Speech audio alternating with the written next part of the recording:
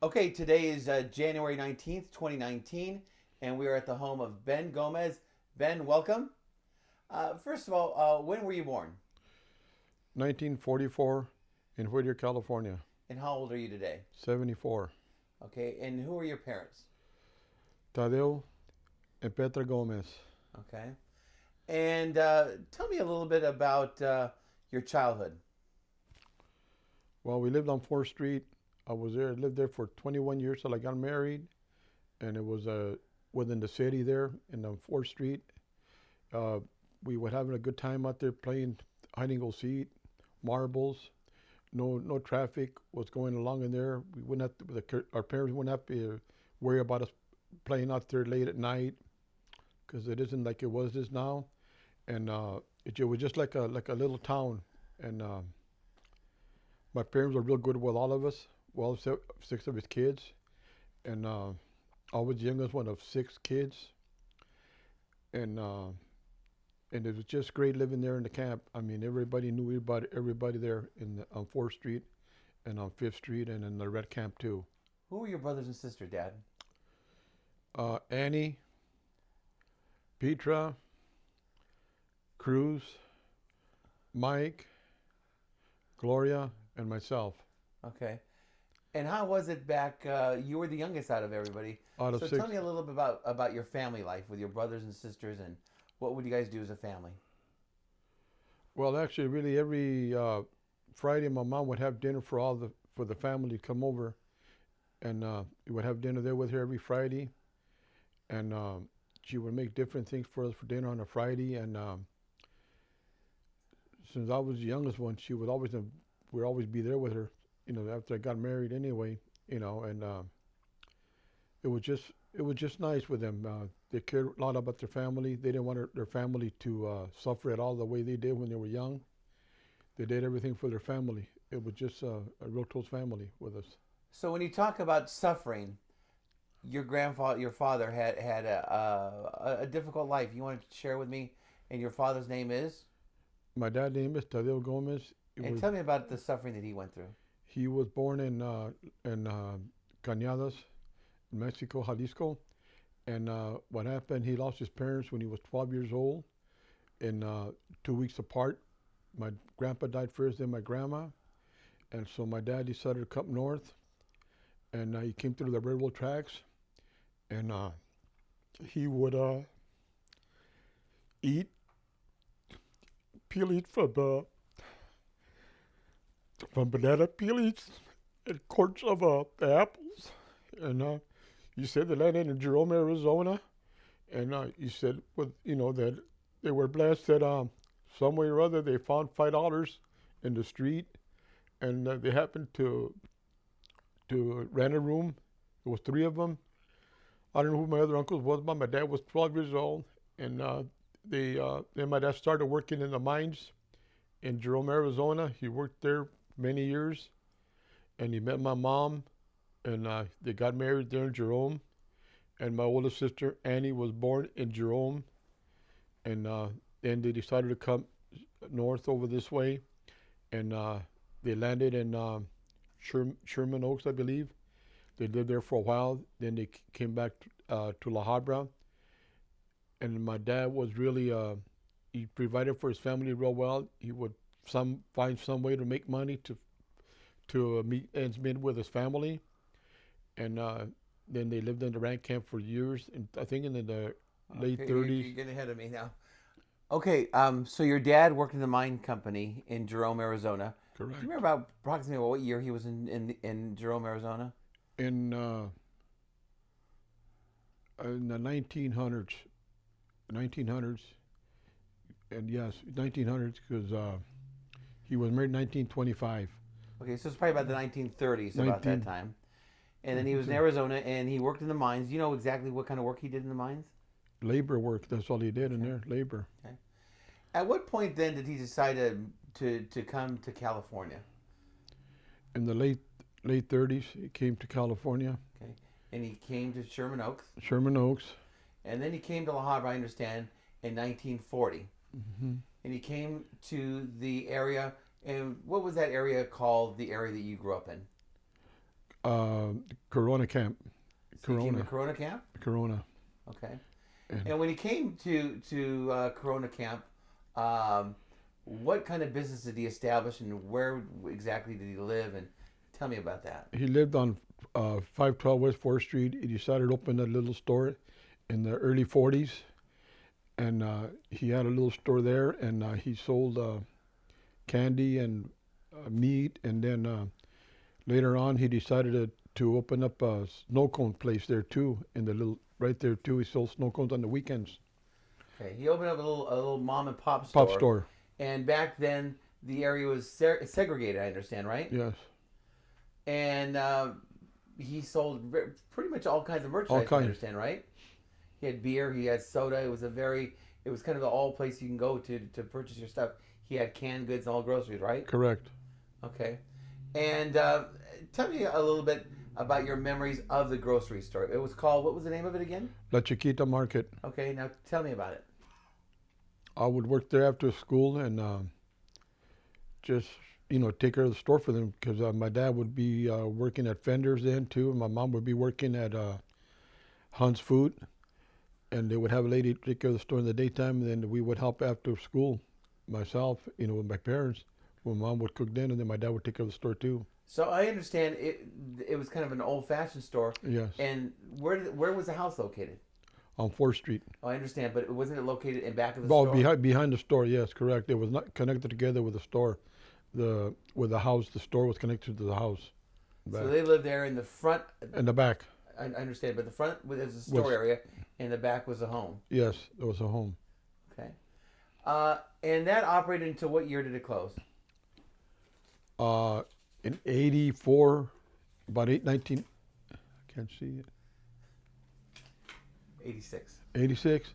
No, it was 80s. My dad died in 86. It was before my dad passed away. We closed it because my dad got sick. It was that year, early in January they closed, 1986, when the license was active still. Okay, so tell me a little bit about who the customers were back in that area. Mostly kids. They used to come and buy their candies there all the time, and their ice creams, and they loved to come in there because my dad, would give them. If they didn't have that money, my dad would give them the candy anyway. He wouldn't charge them for them because what he went through. Okay. What are your fondest memories of growing up in the camp? Just having a good time out there, playing hide and go seek and marbles and tops, and riding our bikes all over the camp. That nobody would bother you, no traffic at all. Just Who were some of the family members you remember from the camp area?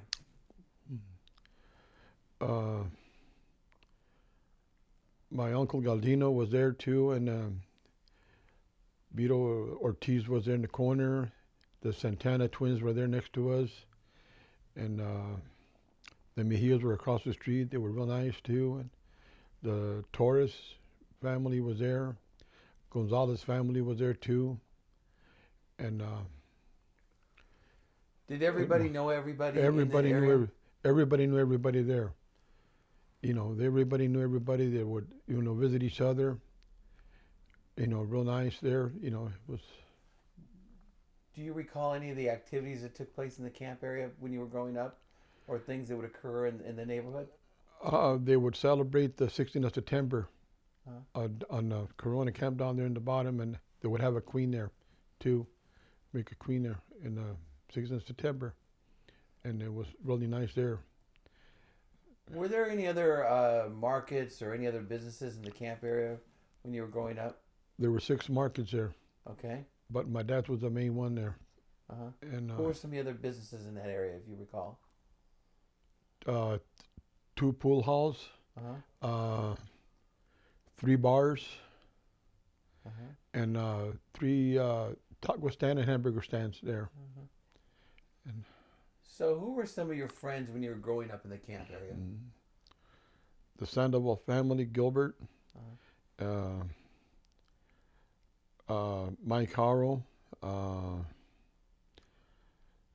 Galdino, Eddie, Campisi, and Nikki, and Keeter, Henry Fregoso, And even now, many of them have passed away.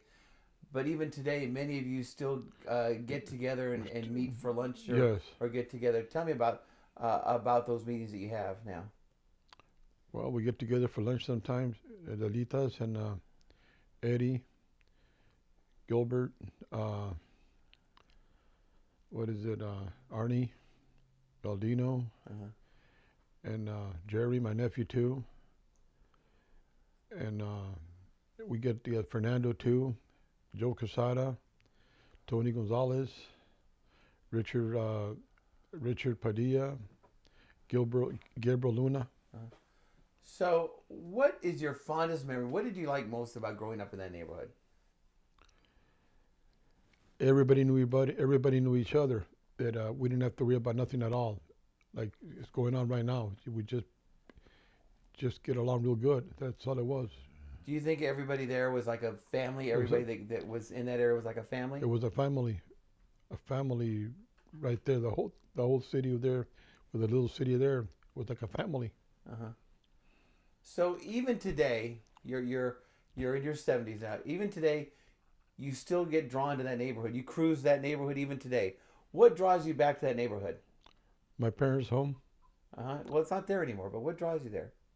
Memories Uh-huh. that I have there. The years that I lived there. Uh-huh. The good times I had there when I lived there. You know, that I was brought up there for 21 years and can't get away from it. You know, just brings me back to. What was the most challenging part or the hardest part about living in that neighborhood, would you say? What was the hardest part living there? Yeah. To me, really, it wasn't really hard living there. It was, like I said, it was one big happy family. The whole city, the whole neighborhood, there was one happy family. It wasn't hard at all. I mean, it wasn't like it is now. I mean, now it's hard wherever you live at now. I mean, wouldn't have no gangs, no nothing then at the time when I was growing up there. Yeah. So back then, every family basically had their own home. Now you have multi-families living there. So every family had their own home and pretty much got along, right? Yes. You have a brother who is pretty well known in La Habra. Can you tell me who your brother is and what he did? It was Cruz Gomez, and he was a captain of the fire department here for 25 years. And he retired in the 80s, and he passed away in 1999. Very active. And what were some of the organizations he was involved in here? The Lions, and what was the other one? The Elks Club. The Elks Club. And that was it. No, Lady Guadalupe too. He was involved in the Lady Guadalupe too church there too with him. Yeah. Okay, so I want to get that in. Now, tell me a little bit about later on. You know, you talked about playing with all your friends growing up, but then you went into the crazy teen years. Tell me about your teenage years. Teenage years. Yes, your teenage years. I met your mom in my teenage years, You did? Okay. and I fell in love. Okay. But prior to that, you were kind of running amok with your friends, and you kind of went out and had a good time. Tell me about your teenage years. What did you do back then? You were part of a car club, I understand. You I was a. elaborate about that? I was in a car club called the Night Roomers, and we used to go to a lot of. They used to call it poker runs, and we had a real nice outfit, and we would win from the car poker runs, and it was really nice. We'd help the neighborhood with it, donate money, to organizations what we made, and we had barbecues. And remember one time that we decided to have a beach party, and we got thrown out of there because we took beer we weren't supposed to. And then the next day we decided to have it right there in the Corona camp. And I made a mistake because my dad owned the store. They decided for me to buy the buns. Instead of getting hamburger buns, they bought me hot dog buns. So they started calling me "What a hot dog." And but we had a good time. It was a good car club. So growing up, your teenage years, I understand you had a nickname. What was your nickname? Droopy. And how did you get that nickname? The guys put it on me. But why? How did you get a name like Because Droopy? of my cheeks. I had big cheeks. Really? Your cheeks, huh? Now, some people have said, and I don't know if it's true with you or not, but Did you ever suffer any discrimination growing up in the camp area or anywhere in La Habra back then? Myself, I didn't. Uh-huh. I didn't. My sisters and brothers did. I didn't. Now, what school did you go to? I went to Walnut School, Lincoln School, Washington, and La Habra High School. Now, tell me about Washington School. That's actually Washington School. Tell me about the school and some of your teachers and how it was going to school. My principal was Mr. Kraft, pretty cool, and my math teacher was Mrs. Marquette. Mr. Mitchell was my English teacher, and Mr. Seal was my science teacher. He was very nice. As a matter of fact, he taught us how to save people in the swimming pool. He was a real good swimmer, Mr. Seal. Now, you went to La Habra High School. There was one person there that had a major influence on your life, and who was that person? Mr. Dutton. He was a real nice teacher, very nice man, and I still keep in touch with him right now. And also, there was another gentleman that had a big influence in your life. Mr. Prey, my principal. Walter Prey? Walter Prey was my principal, and he told me if I ever needed his help to go look him up. He went to JC in Fullerton, and I was laid off from McDonnell Douglas, and if I needed help to go look him up, and I did, and he got me a job at the school, and I worked there for 3 years. Now, prior to working at the school, you worked many years in the aerospace business. Where did you work at? First it was Douglas, McDonnell Douglas, and Boeing. It was in Long Beach. I worked there for 33 years. Okay. I'm going to take you back now to your parents again. Let me go back there now. Your father, Tadeo Gomez, very, very well known. Tell me about the work he did at Fender's Guitars. He did the gooseneck, and we didn't find out later on in life that he was very famous, and he was very good at working with wood, and he would put his initials on the gooseneck, TJG, and that's how they knew it was his, and he was got very famous. He never knew that, and I used to go with him to work at Fenders, and if he didn't like the gooseneck the way it came out, he would bring it home, and we use them as baseball bats. Okay. And but he liked working with. So what exactly was his position there at Fender? Pardon me? What exactly was his position? What title did he hold there at Fender? Woodwork. Woodwork. So he would carve these necks of the Stratocasters. Yes. Do you remember what years he worked there at Fenders?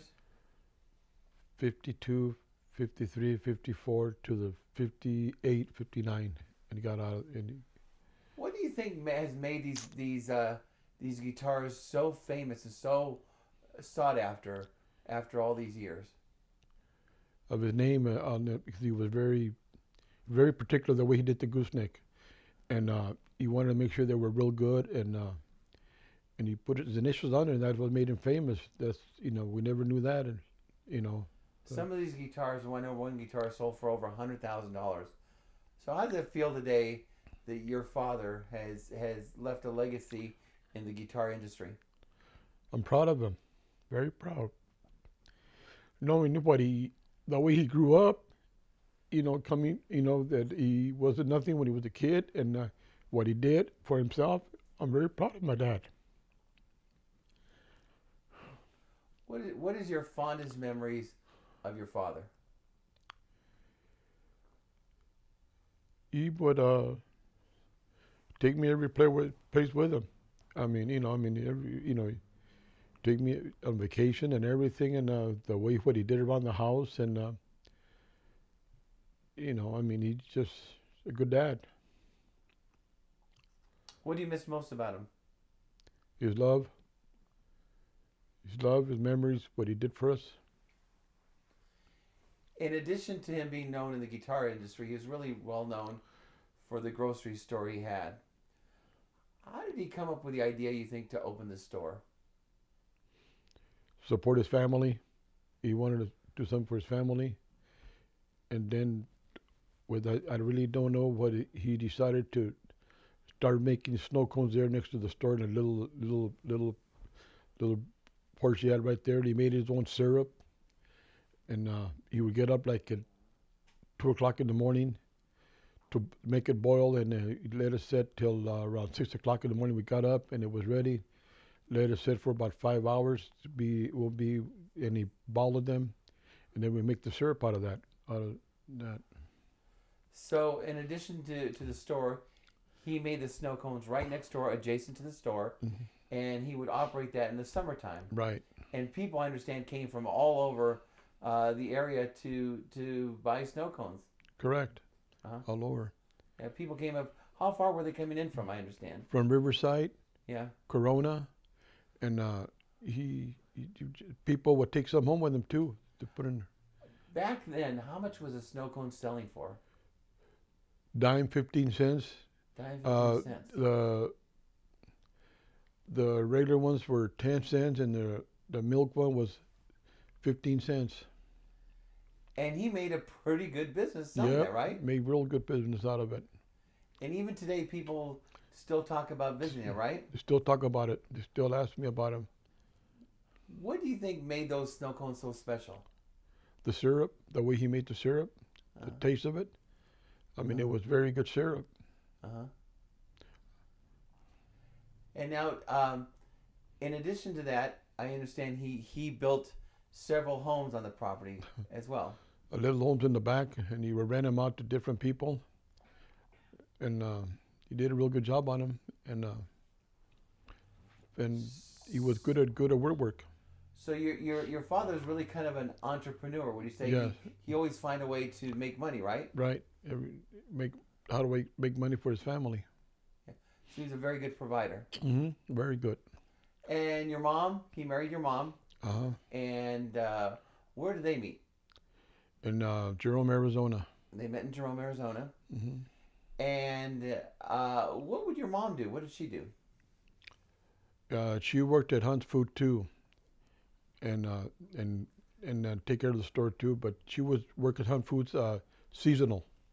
It was a seasonal job there, and then he would come and take care of the store afterwards, But she worked there for many years too at Hunt's Foods. She was quite a cook. Every day, what would she do? What would be part of her routine, her daily routine as a mom? Making tortillas for us every day. Fried beans.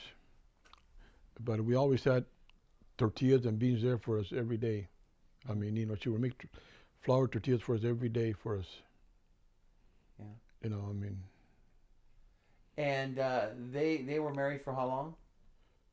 I believe it was 61 years when my dad passed away. When they were married, 61 years. They got married in 1925. We celebrated their anniversary in August of 1975. The 9th of August 1975. My dad passed away November of 86. What is your fondest memory of your mom? Making our tortillas all the time for us, and caring for her grandkids, all of her grandkids. She really, cared for them a lot. How many brothers and sisters again did you have? 3 sisters and 2 brothers. And your other brother Mike, where did he work? At McDonnell Douglas Tubar did. And what did your sister Annie do? She was a home. No, I'm sorry. She worked at Sears and Roebuck in L.A. for a while. And your sister Petra? At Packing House. I forget the name of it, but it was Packing House in La Habra. And your sister Gloria was She was a hairstylist. If someone were to ask you about the Gomez family, what would you say? It's a good family, and they cared about their families and everything. And, we're a big family. Gomez are well known here in La Habra. Gomez. So big family. The big side of family is really from your father's side, correct? Right. So how many siblings did he have? How many brothers and sisters did he have? There was 12 boys and one sister. And it's a significant family, big family. Where are they all today? They all passed away. And I understand that my only aunt that I had, she passed away at birth for her only son. She had only one son, and she passed away when she gave birth to her son. Mm-hmm. But all of my uncles have passed away. One of my uncles got killed in the mine in Arizona. My uncle Miguel, he got killed there in Arizona, and that's where his remains are, in Arizona, in Jerome, Arizona. Mm. So later on in life, you decided to get married. How old were you when you got married? 21. 21. And who did you marry? Mary Moreno. And where did you meet her at? Fullerton. How did you meet her? At a party. We're going to a party. And we met there, and then they broke up the party, brought her to my house. They broke up the party. Now, why did the party get broken up? Too many people at the party. Yeah. And we had a party at my house, and everybody thought she was my girlfriend, but she wasn't then, till later on. And when did you get the courage to ask her out to be your girlfriend? The next day. you don't waste time, huh? Nope. And then how long did you court before you started to decide to get married? I believe it was 4 years before we went out for 4 years. And when you where did you decide to ask her to marry you? when? Where? How did you propose? Is what I'm getting at. You know, I got engaged with her in Buena Park at her sister's house, and then later on I asked her to marry me in her mom's house. It was July the 17th in 65. Well, that's the day you asked her to marry you. Yeah. And you did it in front of her family, or No, alone. alone? Where were you at? At her house. And then we got married November 20th, 65. Okay. And then after getting married, where did you live for a little bit? We lived in Anaheim for 3 months at an apartment, and then we rented a house on Electric Street for, I believe it was about a year and a half, and then we bought this home. We've been here since then. And you've been here pretty close to 50 years 50 now, right? years. About 50 years, I think, 50 right? years. You're on Hazel Street, corner On of First Hazel. and Hazel Street. And you were one of the kind of original people that were Original here in this people right? here, yes. Yeah. So in this area here, who were some of your neighbors growing up in this area here in Hazel, or not growing up, but you raised your family in? My neighbor is Greg Jaramillo, and that right next to him was Helen Villagomez. Then after her was Margaret Molina, and then it was Trino Valencia. Then it was Chacon, Tony Chacon. Yeah. Then across the street was the Mejia's family, and then Melly May, I think that was her name. Yeah. And then right next to her was Lozanos. Yeah. And then I don't forget. So even in this area here, where you're at here on Hazel Street, many of the people even that moved here were some of the longtime people that have lived in La Habra. Yes. That have stayed here. Okay. So then you went on to have 2 children. Correct. Okay, and they are? James and Jeff. Uh-huh. And I have one grandson, James too. James, okay. And so growing up in the Gomez household, what are your fondest memories of raising your children and being married and that kind of deal? Well, my parents had us spoiled. Anytime they would call them up, Mama Petra, we make us breakfast on a Saturday. We let them go down there, and she would make them whatever they wanted for breakfast and tortillas. And we didn't have to worry about them going down there at the age 5 years old. It was so nice to let them go down by themselves. But as soon as they would get there, they would call us up. They were there with them. But any time they wanted something to eat, my mom would make it for them right away for breakfast or for lunch. So your younger son is Jeff. Yes. And what does Jeff do? He works for a company in Santa Fe Springs. Okay. And how would you describe Jeff as a son? Nice. Loves sports. like I do, and real nice, real respectful, and he's a real lovable kid. He cares about people. He likes to help people out. Oh. And then you have a grandson, James, right? James, yes. And tell me about your grandson. He loves sports like his grandfather. Real lovable, and we support him a lot. And when he was growing up, playing baseball, football, and he's just a real nice grandson. So you and him have a very unique relationship. Almost since birth, you guys have watched every single Ram game together. You want to tell me about that? Matter of fact, when he was born, we brought him in a Ram uniform home. When he was just born, Jeff bought him the Ram uniform, and he grew up as a Ram fan. As of now, we go to the Ram games together, and we share about baseballs too. Baseballs. He cares a lot about his grandparents. I mean, he just lovable kid that, you know, everybody should have one like him. You know, I mean, he just. And then you have an oldest son, James Gomez, right? Who would go on to get involved in politics. How's that been? That your son's been a councilman and a mayor of La Habra. Proud of him that he became a councilman. I wish my parents would have known that. They would have been real proud of him that he was a councilman, he's a mayor, and he was, you know, he's a nice kid. He cares about people too. He cares about the city a lot. You know, he cares about the city, helping the city out and everything. So how do you deal with when people criticize him and they criticize your son about certain things? How are you able to deal with that? I gotta bite the bullet. Yeah. Because I don't want to say anything that would hurt you back again. Yeah. So I gotta bite my tongue. That, you know, I can't tell him anything really because you're in politics. Yeah. You know, it'll come back to bite you, not me. Did you ever expect he'd become mayor, be on the council when he was growing up? I never did. Yeah. Because my mom always wanted somebody famous in the family. He wanted somebody to play an instrument or something, and found out it was you. Became up in politics, in the city. But it was always her dream for somebody to play in a band and see them in the Corn Festival Parade. Corn Festival Parade never happened to you, till you became involved in the city. So when people ask you about La Habra, what would you tell them? It's a real nice city. I mean, La Habra is a real well-known city. It's really nice. I've been here 74 years, and I like it here. I mean, everybody's real nice here in La Habra for the majority of the time, you know. Everybody's nice.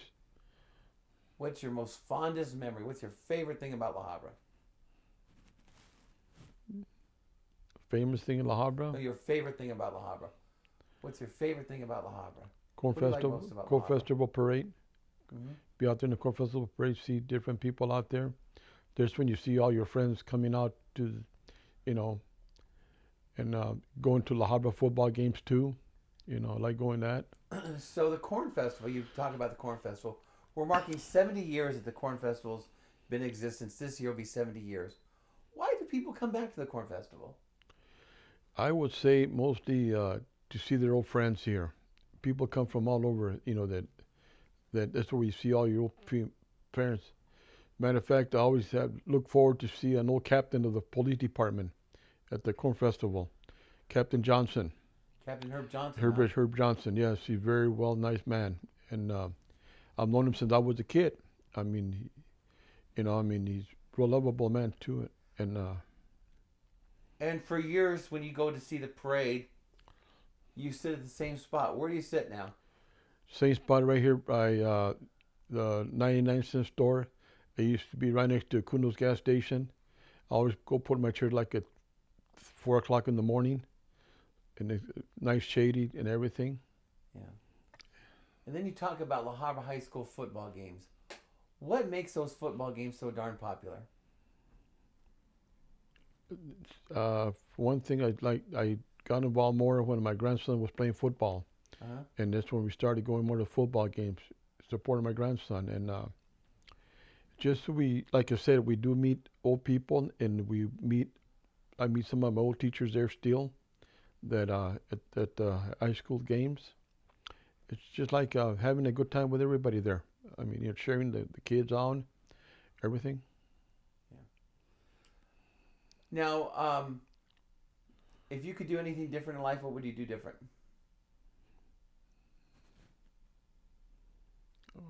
Well, what would I do different? If you could do anything different, what would you do different? If there may be something, there may not be anything. I'm okay where I'm at right now. I'm okay. You did it your way, huh? I did it my way. Okay. Now, I want to get back into your childhood. Now, with these people you played with, who would you play with in the camp area? Tell me about that. Take me back to that time. Like I said, I used to play with Arnie, Yeah. Gilbert, Sandy, Eddie Molina, and Herbie, and it was just, like I said, we'd have a good time out there playing hide and go seek and everything. So your neighbors there in the camp area were the Santana family. Santana family right next door. So tell me about the Santana family and that neighborhood again. Well, they were two twins. They were twins, and they opened a body shop, and over here on Industry Street, and they're all passed away. Two of them too. They were in the Marines, but they were a real nice family. They were real nice to everybody. Now, right directly across the street from your home, where the supermarket was, you have a lady by the name of Did you went by the name of Doña Simona? Doña Simona. And her son was Nacho. Nacho. And tell me about what made her so unique in that neighborhood of the camp area. Actually, really, it was during for Halloween. Yeah. She would make sure she would make something really good for the kids, like popcorn, snowballs, popcorn, and give them apples, bananas, and everything for the kids. That's what she was known for, right there. She would literally give the kids a full grocery bag and bag fill it with all kinds of stuff, right? All kinds of goodies for them for Halloween. Okay. Now, is there anything else you'd like to add as we're talking that I didn't cover that you'd like to talk about? Like I said, it was like in a little city there. We had two churches there. A Baptist church was Mr. Simpson. And then we had up on 4th Street was the Catholic church. There used to be Our Lady of Guadalupe there, and it burned down in the 30s. Then they rebuilt another one over here on Hillcrest, I believe it is. Yeah. And then after they closed that one, they built it over here on La Habra Boulevard. And right here where I live at right now, there used to be nothing but orange groves here years ago. And Walnut Street was known as the Calle Blanca years ago. Mm. And we will walk through there at nighttime to go to the show on a Friday night. And somebody would yell, "Here comes the boogeyman." Everybody would start running home. And I would be the last one. I'd be the chubby one. He'd be the last one running home. Yeah. But it was, like I said, it was really nice, growing up here. So behind the area where you lived back then, a lot of improvements hadn't been done to that area. And there was a large ditch area back there that back then, kids used to play in that area, right? Want to tell me about that area that was behind the home where people used to play? They used to call it Johnson Field. Uh-huh. They used to have horses there too, on the field right there, and some of the kids were even in there. Would go swimming. They would make a little raft. Yeah. And in the area, it was pretty dirty water. Yeah, it was dirty water. Yeah. But that time we didn't know what it was. Yeah. But they were going there and swimming in there. How have things changed with you growing up now, and the area of the camp area? How have things changed now today?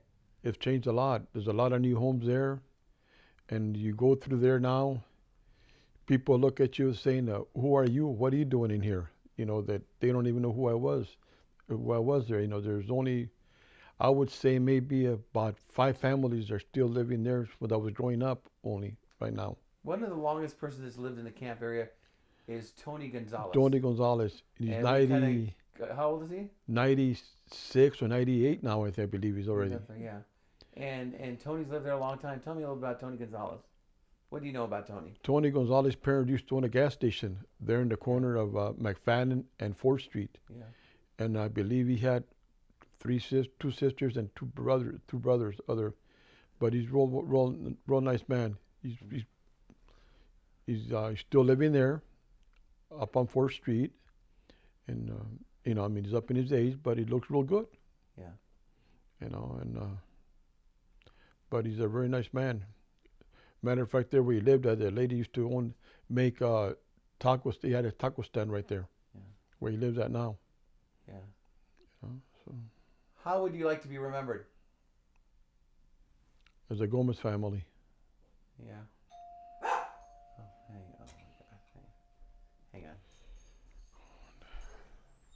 Is there else on there? Oh, what? It's going great. I mean, a lot of detail. They do okay with that? Oh, yeah. Yeah. What was the address of his home on 4th Street? Okay. And He mentioned his 512 was for he picked it any up on. type of detail that we could research on 100 years, kind of About what? About the home? What about? going good, James. What about what? Any detail that you can add in terms of addresses, Okay. current address here, we talked Okay, about okay. First and Hazel, address down on 4th Street. Okay. Um, Okay. Okay. Hey, he did mention 512, but we'll get it again. We'll do it again. Okay, so the place that you grew up in on 4th Street, what was the address there? 512 West 4th Street. And can you just kind of describe for me how the home looked back then in the grocery store? Can you just describe for me in detail? In the front was the grocery store. And right on the side of the grocery store was a walkway to go into a porch. And then it was the entrance to go into the house right there. And then next to that was the driveway to go in the back where my dad built a lot of little homes in the back where we were playing in the backyard. And it was, it was an old house, but it was real nice. And matter of fact, he even made a fish pond in the back, my dad. Uh-huh. And he had fishes back there too. And he built his home himself, right? He built, he added on to it. He added on to the house. It was already built, but he added on to the house. I think he only had a 1-bedroom. He added make the kitchen bigger. Added on 2 more bedrooms on it. And He was a real craftsman. He's very handy, huh? very handy making little houses and everything. I get the impression that there was no job too big or too small for him to do, right? No, nothing was too big. It was too small for my dad to do. What do you admire most about your dad? What he did for himself, when he came from Mexico, he was, he was just a kid, and what he did for himself, that he did real well for himself. What's the best lesson you've ever learned from your father? Respect. Uh-huh. And the one thing he did tell me when I was growing up, if anybody needed any food, give it to him. Don't let anybody suffer, or with any way. Do help people out, and that's what he did. How would you like to be remembered? I hope that people think that I'm nice, Mm-hmm. that I'm nice with people, that respect them. Mm-hmm. So I hope that we be remembered like that. Fill in the blank. Benjamin Gomez is? Nice man.